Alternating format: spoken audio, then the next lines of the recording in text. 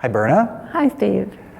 You've been here, well, as long as I've been here, and I know that you've been part of the community for some time. What brought you to Kamloops, and what brought you here to St. Andrews? Well, Mac and I were married in the Presbyterian Church in Edmonton, and our oldest son was baptized there, even though we had already moved to Saskatoon. We hadn't really established ourselves in a church in Saskatoon, and we had family in Edmonton, so we went back there for his baptism. But our second son was baptized in the Presbyterian Church in Saskatoon, and then we moved to Kamloops. And always my husband's work, that's what moved us. And so our daughter, who was born many years later, was baptized here at St. Andrews. But then we kind of drifted away from the church. I see. I think it was the lure of the ski hill in the winter, and the lake and canoeing and fishing and things in the summer. So church kind of just slipped out of our lives. And it wasn't until our two sons were in high school, their friends invited them to youth group at a little church close to our home. Well, I shouldn't say a little church, but a church close to our home. And so the youth group in that church participated a lot in the church service. And so, because our sons were participating in the church service, of course the parents go to watch. Sure, they let you there. Yes.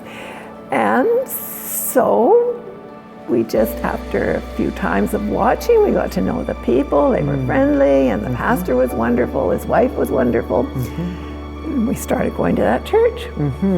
And we went there. Then, of course, the boys got older, finished school, went off to other things. And the pastor then retired. And I said to Mac, my husband, you know, I would really like to go back to the Presbyterian Church. Interesting. Yes, I was drawn to the Presbyterian Church when I was in university. And I used to go sometimes to the evening service all by myself. And I was just, And so anyway, I said to him, if I'd like to go back, but how do you feel about that? And he said, oh, I'd be fine, even though we had to drive across town to get here. And so that's what got us back to the Presbyterian Church. So the kids got you back into the habit or practice of church. Yes. And then your roots, your earlier connections got you back here. Yes, to St. Andrews. And you've been here as long as I've been here, and you've been on session. You're an elder here in the church. I know you're involved in other community groups, and I'm just curious, what's your thought? What makes, among all the different associations or involvements people can be attached to in their community, what makes, does church have anything unique to offer people? You know, church is life-changing. I've belonged over the years to a lot of organizations, and I've enjoyed everyone, and I've benefited from everyone, but none of them have been anything like church. Church, well, my dad used to say that the Bible is the greatest guide to living. My dad didn't go to church. But he knew that. Yes. His father was churchgoer. My grandfather was very active in the church. I was baptized in the church in Saskatoon. That's where I was born. And my grandfather was the superintendent of the Sunday school at that time. And he got my mother teaching Sunday school there. So he was a strong influence. But I have found that coming to church, everything that is done at church points to the Bible.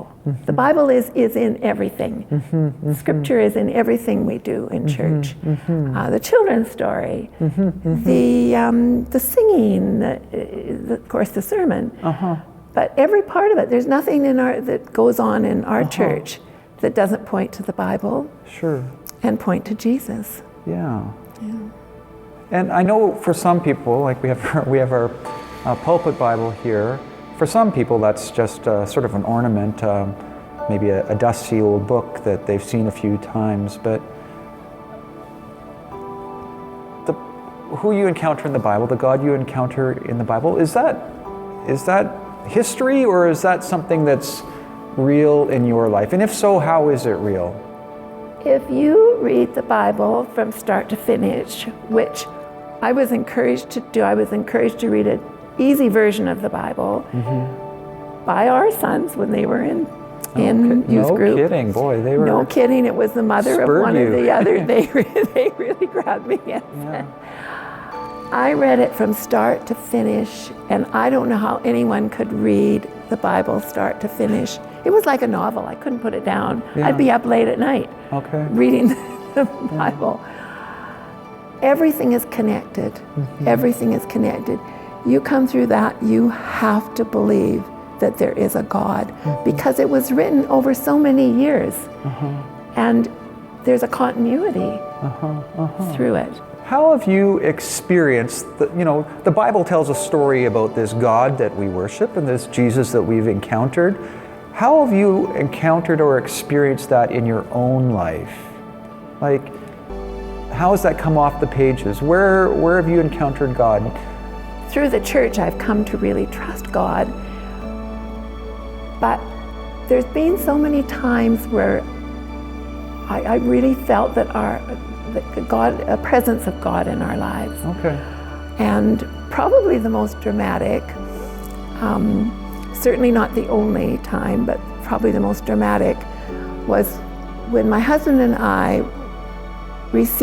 both received a diagnosis of cancer just 2 days apart. Oh, what a terrible week. So that was quite a week, yes. Yeah.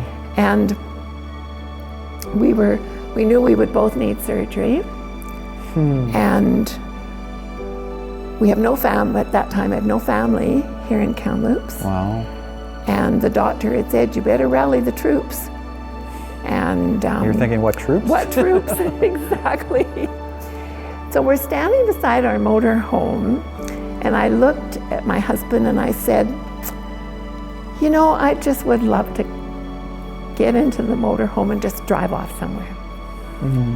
And he said to me, me too. But a moment later we were saying, we can't do it. We can't do that. We've got to face this.